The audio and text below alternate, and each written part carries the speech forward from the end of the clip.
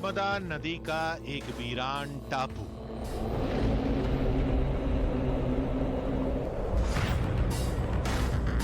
टापू पर शिवालय, शिवालय में शिवलिंग और शिवलिंग से जुड़ा एक बहुत बड़ा रहस्य।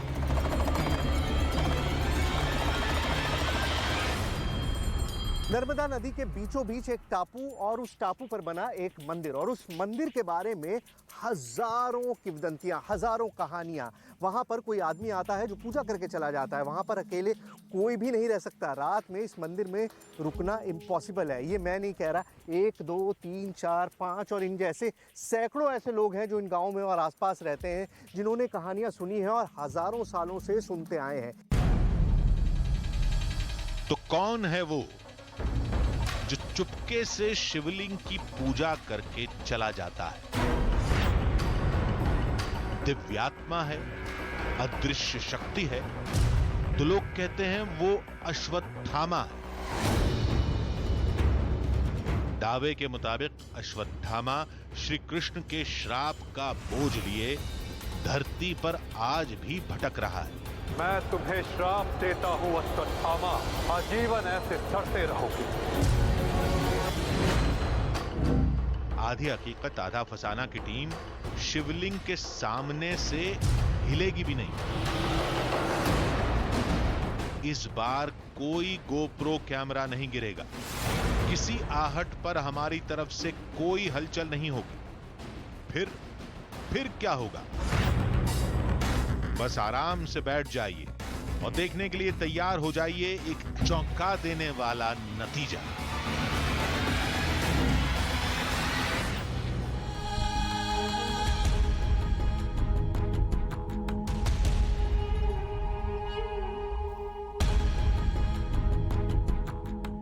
आधी हकीकत आधा फसाना। वो सामने होता है लेकिन दिखाई नहीं देता। चलने की आवाज सुनाई देती है लेकिन कदमों के निशान भी नहीं मिलते। वो कुछ कहता है, लोग सुनने के बावजूद समझ नहीं पाते। क्यों? क्योंकि वो अश्वत्थामा है, महाभारत काल का वो योद्धा। मंदिर में आता है, शिवलिंग की पूजा करता है और चला जाता है। इतना सब कुछ होता है लेकिन वो किसी को नहीं दिखता। केवल शिवलिंग पर पूजा के निशान मिलते हैं। ये तो हम पहले भी सुन चुके हैं। तो इसमें नया क्या है? नया यह है कि इस बार जिस धाम को लेकर दावा किया गया वो एक टापू पर है, बिल्कुल सुनसान। ये टापू नर्मदा नदी में है, जिसके कंकर कंकर में शंकर है। कहानी कैसी भी हो, एक बात तो तय है कि इस बार आधी हकीकत आधा फसाना की टीम कहानी को अंजाम तक ले जाएगी।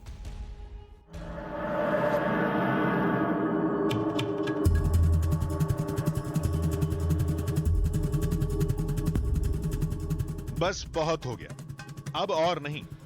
अश्वत्थामा से जुड़े कई दावे सुने, कई पड़ताल की, लेकिन आज इस कहानी को अंजाम तक जरूर ले जाएंगे। ये माना कि पौराणिक ग्रंथों में 7 लोगों के चिरंजीवी होने की बात लिखी गई है। उनमें एक नाम अश्वत्थामा का भी है। इस पर विश्वास करके असीरगढ़ परख लिया, उत्तर प्रदेश के लखीमपुर खीरी की भी पड़ताल कर ली। अब आधी हकीकत आधा फसाना की टीम अपने अगले मिशन पर थी। जगह है मध्य प्रदेश में झाबुआ का अलीराजपुर।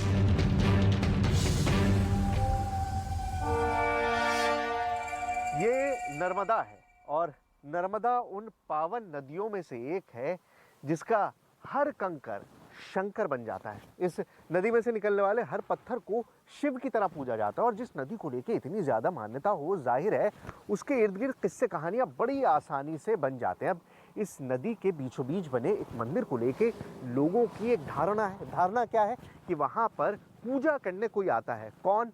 अश्वत्थामा। लेकिन इस कहानी के पीछे सच्चाई कितनी है, क्या वाकई कोई हकीकत है, यही जानने के लिए आज आधी हकीकत आधा फसाना की टीम मौजूद है अलीराजपुर में। इलाके में पहुंचते ही हमने उस शख्स से मुलाकात की जिसने हमें फोन पर दावे की जानकारी दी थी। इसने चौंकाने वाली कई बातें बताई। उस क्षेत्र में कुछ बुजुर्गों से भी हमारी जब बातचीत हुई तो उन्होंने भी यही बताया है कि एक ऊंचा लंबा सा कोई व्यक्ति है जिसके सिर पर इस तरफ में कोई घाव है जहां से पस निकलता है और वो घी और दही छाछ इस तरह की मांग उस क्षेत्र में करता है। तो ये चीज़ें मेरे सामने भी आई है। हमें मालूम चला कि ककराना गांव में कुछ लोग हैं जिन्होंने उस साये को देखा है, उसे करीब से जाते हुए महसूस किया है। देखिए, ये नर्मदा के डूब क्षेत्र का आखिरी गांव है, ग्राम ककराना, और इसके बाद नर्मदा का डूब क्षेत्र शुरू हो जाता है जो हर साल पानी में डूब जाता है, निकल जाता है। और यहीं पर बीचों बीच नदी के, नर्मदा के वो मंदिर है जिसके बारे में सैकड़ों कहानियां इस गांव के लोग कहते हैं। लोगों ने पानी पर चलते हुए आदमी को देखा है, लोगों ने एक बहुत विशालकाय आदमी को देखा है जो मंदिर में जाता है और उसके बाद गायब हो जाता है। मंदिर में रोजाना पूजा की बात तो गांव का हर आदमी करता ही है, लेकिन गांव में क्या कोई ऐसा शख्स है जिसने खुद अपनी आंखों से उस आदमी को देखा हो, जिसने उस आदमी से बातचीत की हो, जिसने महसूस किया हो कि आखिर वो इंसान है तो है कौन? अगर वो इंसान नहीं है तो फिर क्या चीज है? वो टापू जहां शिव मंदिर है इस गांव के पास ही है। लोग अक्सर वहां जाते हैं। कई लोग मिले जो उस रहस्यमयी साये से टकरा चुके हैं। मैं नर्मदा मछली पकड़ने गए थे वहाँ। फिर वहाँ सोए थे। फिर उठे तो मछली का टाइम आया तो वो आया, एकदम कमंडल हाथ में था उसके, और सर था ही नहीं। सर नहीं था? हाँ, हाथ में कमंडल था। कपड़े क्या पहने हुए थे?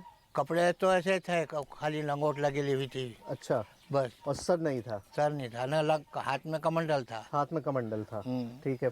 फिर हम घबरा गए, डर गए। भाई ऐसा आदमी कोई भी देखेगा तो डर ही जाएगा। भूत भूत भूत करके मन के यहाँ लोग कहते थे भूत भूत है। एक ही नहीं, कई हैं। पहले गांव में भी वो साया दिखता था, अब नहीं नजर आता। लेकिन उस मंदिर में शिवलिंग की पूजा लगातार हो रही है।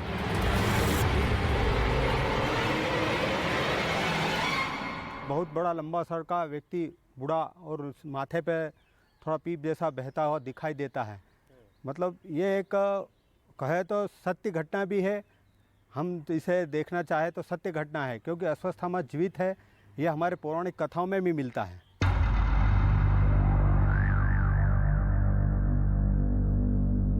जानने समझने को बहुत कुछ था।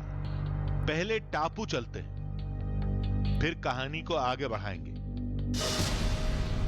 नर्मदा नदी के बीच में बना मंदिर भी किसी आश्चर्य से कम नहीं होगा।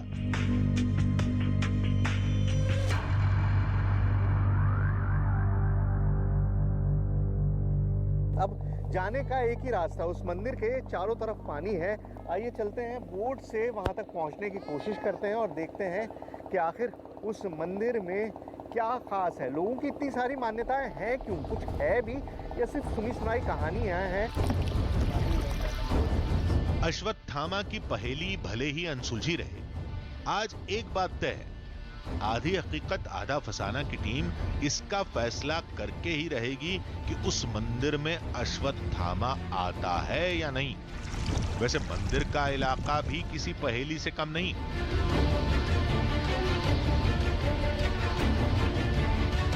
ये पूरा इलाका किसका है किसी को नहीं पता, क्योंकि मेरे एक तरफ जो आपको एरिया दिखाई दे रहा है, ये सारे पहाड़ दिखाई दे रहे हैं, ये बेसिकली मध्य प्रदेश में है। और इस तरफ जो पहाड़ आपको दिखाई दे रहे हैं वो गुजरात में है, और जो मेरे सामने की तरफ है, जाहिर है वो आपको दिखाई नहीं दे रहे, कैमरे के पीछे जो पहाड़ है वो महाराष्ट्र में है। मतलब गुजरात, महाराष्ट्र और मध्य प्रदेश के बीच में ये पूरा इलाका है, और इसी वजह से यहाँ का अप्रोच जो है वो बिल्कुल भी नहीं है। लोग आते जाते नहीं है, और कोई ब्रिज नहीं है, कोई रास्ता नहीं है नदी क्रॉस करने का, सिवाय इस तरह से बोट के जरिए। मैं तुम्हें श्राप देता हूँ अश्वत्थामा, तुम्हारे ये घाव कभी नहीं भरेंगे। अश्वत्थामा का चिरंजीवी होना वरदान नहीं, एक श्राप का नतीजा है। आजीवन ऐसे सड़ते रहोगे। जिसे श्री कृष्ण ने दिया था। कहते हैं उसी वजह से अश्वत्थामा आज भी धरती पर भटकता है। और कलयुग तक समस्त संसार को संदेश दो कि पाप का भार असहनीय होता है। नहीं नहीं नहीं नहीं नहीं वासुदेव, वासुदेव मुझे क्षमा कर दीजिए, मुझे मृत्यु दे दीजिए वासुदेव, परंतु ऐसा मत कीजिए। नाव से वक्त लग रहा था। हमारी टीम ने एक मोटर बोट से मदद ली। इससे वक्त कम लगेगा और सारा खेल ही वक्त का है। कुछ देर बाद हम शिवालय के करीब थे।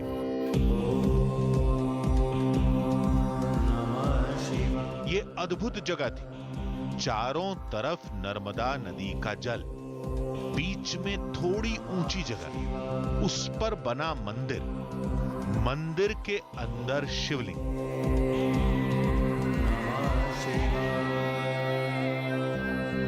तो टापू अगर आप इमेजिन करते हैं तो टापू आपने जो देखा होगा कार्टून वगैरह के अंदर, वो बीच में होता है और चारों तरफ पानी होता है। करीबन आप इमेजिनेशन समझ लीजिए कि बिल्कुल वैसा सा ही है, लेकिन ये थोड़ा इलांगेटेड है, थोड़ा लंबा है, पतला है और चारों तरफ पहाड़ हैं। ये इसकी टोपोग्राफी जो है वो बहुत ख़ास है क्योंकि इसके चारों तरफ पहाड़ हैं और आसपास कहीं पर भी कोई गांव, कोई आबादी इस तरह की नहीं है जहां से अप्रोच किया जा सके। मैं इस पूरे इलाके को देख रहा हूं तो मंदिर के चारों तरफ एक इलोंगेटेड टापू तो मुझे दिखाई दे रहा है। ये मंदिर है, ये उसके चारों तरफ टापू है और चारों तरफ पहाड़ है और पानी है। मतलब टोपोग्राफी अगर हम समझेंगे तो बहुत क्लियर हो जाएगा कि मंदिर यहाँ पर है और ये चारों तरफ आप जो देख रहे हैं मेरे आसपास, ये सारा उस टापू का किनारा है और कुछ भी यहाँ पर नहीं है। यहां तो इंसान नदी पार करके ही मंदिर पहुंचेगा, लेकिन दावा इंसान का नहीं, अश्वत्थामा का है। 5000 साल से भी पुराना एक योद्धा, महाभारत के समय का। टापू पर कई गांव वाले थे। कहते हैं कुछ बरस पहले अश्वत्थामा गांव में भी आता था। अश्वत्थामा आज भी वही मणि निकली हुई, उसके जो घाव हो गया था उससे पस बह रहा है। तो वो इसी नर्मदा क्षेत्र में सुल्पानेश्वर की झाड़ियों में घूम रहा है। वो जगह जगह किसी को दिखता है और वो आता है तो किसी से घी मांगता है, किसी से दूध मांगता है, किसी से दही मांगता है ताकि मेरा ये घाव भर जाए। सवाल ये खड़ा होता है कि अश्वत्थामा ही क्यों, कोई गांव वाला क्यों नहीं? शिवलिंग की पूजा कोई भी कर सकता है, यहां तो कोई भी आ सकता है। पूजा होने की जहाँ तक बात है, तुम्हें नहीं लगता कि हो सकता है कोई गांव वाला वहां से आ जाता हो या उस किनारे से आ जाता हो? नहीं, आने के सब दूर तो पानी पानी है, तो आएगा कैसा आएगा वो? पानी तो है चारों तरफ। हाँ, वो इतने गहरे पानी के तैर भी नहीं सकता व्यक्ति, नहीं तैर सकता। हाँ, कोई चांस नहीं है। नहीं, चांस नहीं आने का। पानी तो गहरा है, नर्मदा सबसे गहरी नदियों में से एक है हिंदुस्तान की और वाकई मतलब जितना चौड़ा किनारा है वहाँ से तैर के तो नहीं आ सकता, बोट से तो आ सकता है। हाँ, बोट से आ सकता है। हाँ। बोट से आ सकता है, छोटी नाव उनसे आ सकता है। हाँ, तो हो सकता है कोई रोजाना आ जाता हो। देखा नहीं देखा किसी ने नहीं है, बोट किसी ने नहीं देखी आज तक यहाँ पे, क्योंकि शाम के बाद। अच्छा ये बताओ, शाम के बाद यहाँ पे रुकते क्यों नहीं है? शाम के बाद में कोई नहीं रुकता, सब चल जाते हैं। अपशगुन होता है, अनहोनी होती है, ऐसी जगहों पर यही सब कहानियां रहती हैं। हमने भी किसी को नहीं रोका। वैसे भी निगरानी के लिए हमारी टीम ही काफी थी।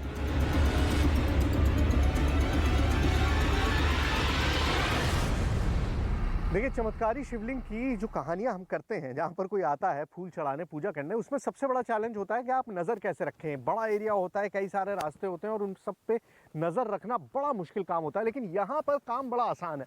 मंदिर आपके सामने है और चारों तरफ पानी है, छोटा सा टापू है। मतलब अगर ज़रा भी हरकत होगी, पानी में कोई बोट आएगी, कोई तैर कर आएगा तो आवाज़ आपको आ जाएगी।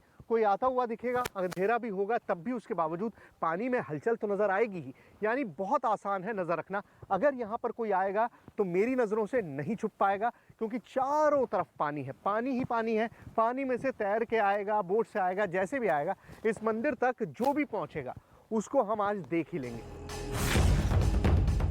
गांव वाले जा चुके थे। टापू वीरान था, अंधेरा होने वाला था। हम अपनी तैयारी में जुटे थे। चुनौती बड़ी थी। मदद के लिए आसपास कोई आबादी भी नहीं, लेकिन कोई बात नहीं, हौसले के साथ हम हर तरह के हालात का मुकाबला करने के लिए तैयार थे।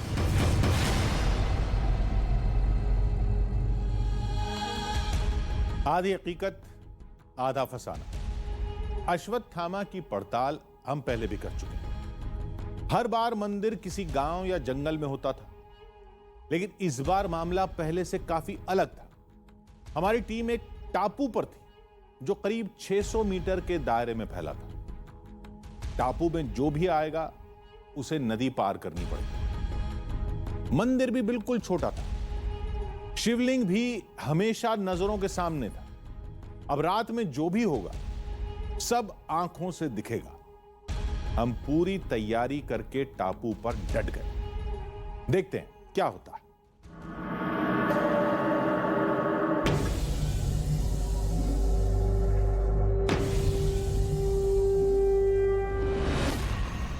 रात में हमारी टीम वीरान टापू पर अकेली थी।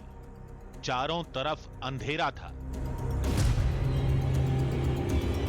हम मंदिर के सामने ही आग जलाकर बैठ गए, लेकिन एक परेशानी थी। सूरज जब डूबा था तो उसके बाद लगा था कि भाई चलो सब बहुत आसान होगा, एक टापू है, एक मंदिर है, आराम से चारों तरफ देखेंगे। लेकिन अब जब बिल्कुल अंधेरा हो चुका है, जब इतना ज़्यादा अंधेरा हो गया है कि चंद मीटर आगे का भी मुझको दिखाई नहीं दे रहा, और अब इसे किस्मत समझिए कुछ भी समझिए, आज बिल्कुल अंधेरी रात है, चांद बिल्कुल भी नहीं है। अब ऐसे में आपको एक रत्ती भी दिखाई नहीं दे रहा आसपास, आपको 1 मीटर का भी दूर दिखाई नहीं दे रहा, आपको कुछ नज़र नहीं आ रहा है सिवाय उसके जहाँ पे हमने अपनी लाइट से रोशनी डाली हुई है मंदिर पे, या इस आग के आसपास, या हाथ में जो टॉर्च है उससे आप काम चलाइए। मतलब और कोई भी तरीका नहीं है। बहुत आसान लग रहा था कि बड़ी आसानी से कर लेंगे, लेकिन अब जब सूरज डूब गया, अंधेरा हो गया, उसके बाद पता चला कि ये काम कितना मुश्किल है।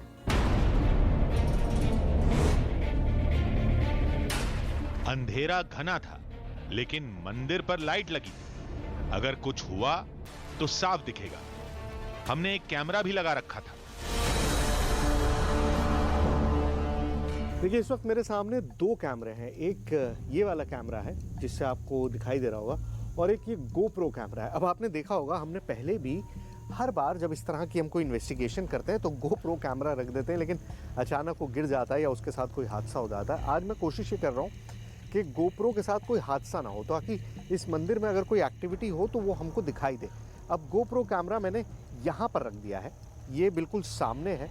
अभी तो मैं नज़र आ रहा हूँ इसके अंदर, इस कैमरे के अंदर, लेकिन पीछे मंदिर होगा और इसका पूरा आउटपुट जो है वो यहाँ मुझे मेरे फ़ोन पे मिलता रहेगा। मतलब जो भी एक्टिविटी यहाँ पर होगी इस मंदिर के इस मेन दरवाजे से, अगर कोई अंदर आएगा, बाहर जाएगा, कोई भी एक्टिविटी होगी तो वो यहाँ फ़ोन पे मुझे दिखाई देता रहेगा। मतलब कोई भी अब गलती की गुंजाइश नहीं छोड़ी है। कोशिश ये किया है कि स्टेबल प्लेटफॉर्म पे रखें, गोप्रो ग्रे नहीं, बंद ना हो, बैटरी पूरी तरह से चेक कर लिए और आउटपुट अपने पास पूरे वक्त रहेगा। मतलब हम कहीं पे भी रहें, वाईफाई से ये फ़ोन जुड़ा रहेगा और मुझे नज़र आता रहेगा कि इस मंदिर में क्या एक्टिविटी हो रही है। मतलब पूरी तैयारी, हर तरह से चौकस। दावे के मुताबिक शिवलिंग पूजने का काम दिव्य शक्ति का है, तो हलचल जरूर नजर आएगी। काम किसी इंसान का होगा तो आने वाले को नदी पार करनी होगी। अब हमारी टीम हर तरह से आश्वस्त थी।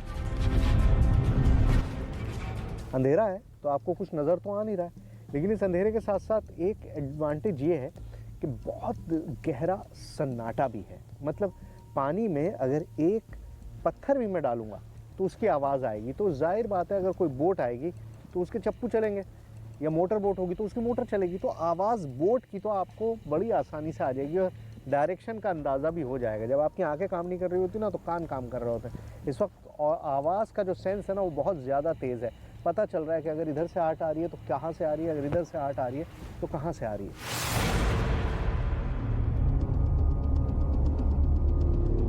लेकिन पहरेदारी में कोई कोताही नहीं थी। सारा ध्यान मंदिर पर था। गेट भी खुला था। शिवलिंग भी पूरी तरह साफ। देखते हैं सुबह नतीजा क्या आता है। लेकिन एक दिक्कत थी, चारों तरफ पानी था, लिहाजा रात के साथ ठंड भी बढ़ती गई। अगर ये आग नहीं होती ना तो बड़ा मुश्किल हो जाता है यहाँ पे रहना, क्योंकि मैं अपनी गाड़ी में सारा सामान छोड़ कर आया हूँ और बोट से आया था तो कुछ और ला नहीं सकता था। और इस वक्त बिल्कुल ठंड बहुत ज़्यादा है, कपकपी है। जैसे ही आप इस आग के आसपास से हट रहे हैं ना तो ठंड बहुत ज़्यादा काबिज हो रही है। इसलिए कोशिश कर रहा हूँ कि यहीं रहूँ आग के पास ही, ताकि दूर ना जाना पड़े, ठंड ना लगे। कहीं जाने की जरूरत भी क्या थी, सामने आग है, आग के सामने मंदिर। वो जो भी होगा और यहां जो कुछ भी होगा सब हमारे सामने होगा। तभी मोटरबोट की आवाज से माहौल गूंज उठा। ये कौन था? इतनी रात में इस वीरान टापू पर क्या करने आ रहा था? रोशनी करीब आती जा रही थी, दिल की धड़कनें तेज हो चुकी थी।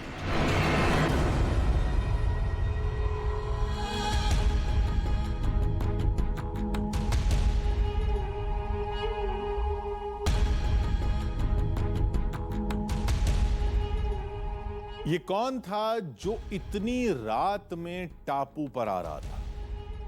क्या ये वही शख्स था जो रोज रात में शिवलिंग की पूजा करने आता है, जिसे गांव वाले अश्वत्थामा समझते हैं? नहीं तो कौन था? आधी रात टापू पर आने का क्या मकसद हो सकता है? रात के वक्त मोटरबोट की लाइट देखकर हमारी टीम थोड़ी डर गई थी, लेकिन चेहरे पर मुस्कान भी थी। शायद अश्वत्थामा की पहेली आज सुलझ जाएगी। आज पता चल जाएगा कि आधी रात शिवलिंग की पूजा कौन करता है।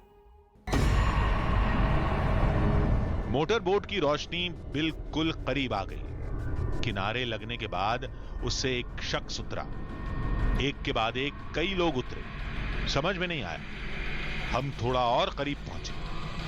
अरे ये तो अपने ही लोग थे जो खाना लेकर पहुंचे थे। आ गया, खाना वाना ले आए? हाँ सर, ले। चलो आओ। हमने राहत की भी सांस ली और थोड़े निराश भी हुए। हमारा खाना देकर वो लोग जैसे आए थे वैसे ही लौट गए। खाने के बाद थोड़ा चक्कर लगाया। आधी रात बीत चुकी थी। सुबह होने में कुछ घंटे बाकी थे। नींद के झोंके आने लगे। तभी कुछ टिमटिमाता नजर आया। एक धुंधली सी आकृति दिखी। आओ जल्दी आओ। टॉर्च का और नहीं है यार। अंदर होगा, आगे चलते हैं। कोई गया है? हाँ, आगे चलता हूँ।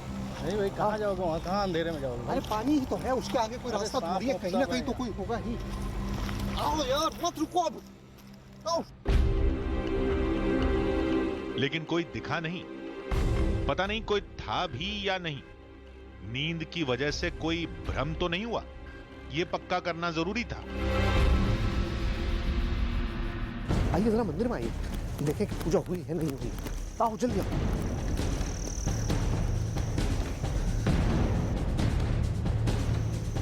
नहीं है। अब कोई मसला नहीं था। शिवलिंग पर पूजा के निशान नहीं थे, यानी मामला अब भी हमारे नियंत्रण में था। पहले मोटरबोट की लाइट ने चौंकाया, फिर उस धुंधली आकृति के एहसास ने, लेकिन शिवलिंग एकदम साफ था। अब सुबह होने वाली है। देखिए, वक्त के साथ ये आग के अंगारे भी राख में तब्दील हो गए और अब ये रात भी सुबह में तब्दील होने वाली है। 12 घंटे का बड़ा लंबा वक्त मैंने बिताया है। मतलब सूरज डूबने से लेके सूरज निकलने तक का इंतज़ार कितना मुश्किल होता है और उसके लिए कितनी मेहनत करनी पड़ती है, वो वही जानता है जो करता है। और पिछले कई घंटों में कई बार ऐसा लगा कि गिव अप कर दूं, बस छोड़ दूं और जाके मुझे एक टीन शेड सा पड़ा हुआ उसके नीचे जाकर सो जाऊं। लेकिन मैंने हिम्मत नहीं आ रही और फाइनली अब चंद मिनटों में या कहूँ तो घंटे भर में सूरज की रोशनी निकल आएगी, थोड़ा सा चारों तरफ झुरमुटा सा हो जाएगा, रोशनी हो जाएगी, तो हमको दिखाई देने लगेगा और उस वक्त जाके देखेंगे कि मंदिर में क्या हुआ है। भोर में ठंड अचानक बढ़ गई, हवा भी बहने लगी। ठंडक ने हमें मंदिर के पास शेड में जाने के लिए मजबूर कर दिया। केवल यही वो कुछ पल थे जब हम मंदिर से दूर रहे। बहुत ठंड लग रही है मुझको, हवा इतनी ज़्यादा चल रही है। मैं यहीं से देख रहा हूँ, उस पर वो जो कैमरा लगा रखा है गोप्रो का, मैं यहाँ से बैठ के देख रहा हूँ, लेकिन बहुत ज़्यादा हवा चल रही है, रुका नहीं जा रहा। आप एक राउंड मार लो, अगर मार सकते हो तो मैं तो यहीं बैठूँ भाई। हालांकि हमारे कैमरामैन लगातार निगरानी रखे हुए थे। सब कुछ पहले जैसा ही था। वैसे भी अब सुबह होने वाली थी। सदियों की कहानियां भी एक रात की हकीकत के सामने फीकी पड़ जाती हैं। अब आपको मेरे पीछे लालिमा आसमान में दिखाई दे रही होगी, मतलब वो वक्त जब सूरज निकल रहा है, सूर्योदय का वक्त हो चुका है, करीबन 6:30 बज रहे हैं इस वक्त सुबह के, और आसमान में लाली आ गई है, मतलब सुबह हो गई है। और अब वो वक्त आ गया है जब हमको मंदिर देखना है चल के कि आखिर अश्वत्थामा आया था या नहीं आया था, क्योंकि मेरे कैमरे पे तो कुछ दिखाई नहीं दिया। मैं तो गोप्रो पे पूरी रात देख रहा था, पूरी रात यहाँ पे घूम रहा था, लेकिन यहाँ पर रात में मुझे कुछ भी दिखाई नहीं दिया। अब मैं आपको मंदिर के अंदर का हिस्सा भी दिखा देता हूँ। जो बात होती है कि पूजा हुई मिलती है, आइए देखते हैं कि वहाँ पर पूजा हुई है या नहीं हुई है। ये देखिए, यहाँ पर पूजा के कोई निशान मौजूद नहीं है। जैसा सब कुछ था, शाम में जिस तरह से हमने छोड़ा था, बिल्कुल सब वैसा का वैसा ही है।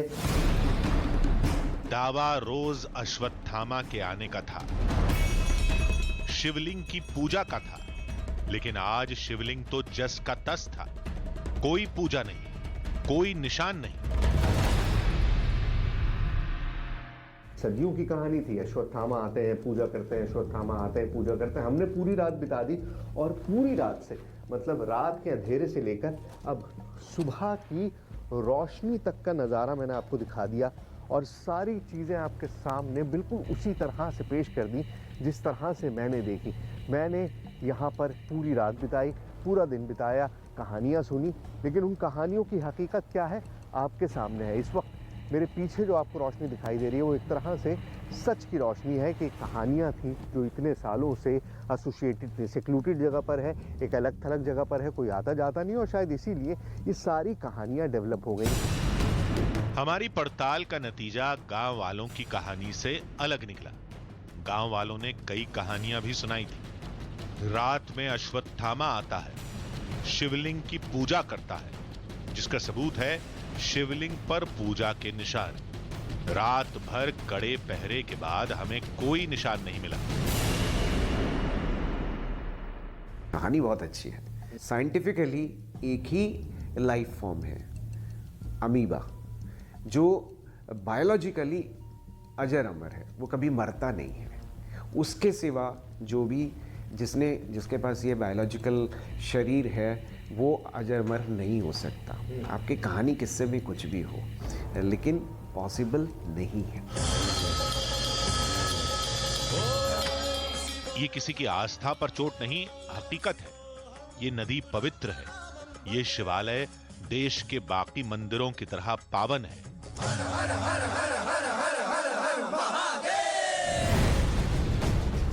शिवलिंग से जुड़ी आस्था भी सच्ची है, लेकिन शिवलिंग की पूजा करने महाभारत का योद्धा अश्वत्थामा आता है, ये बात फसाना साबित हुई।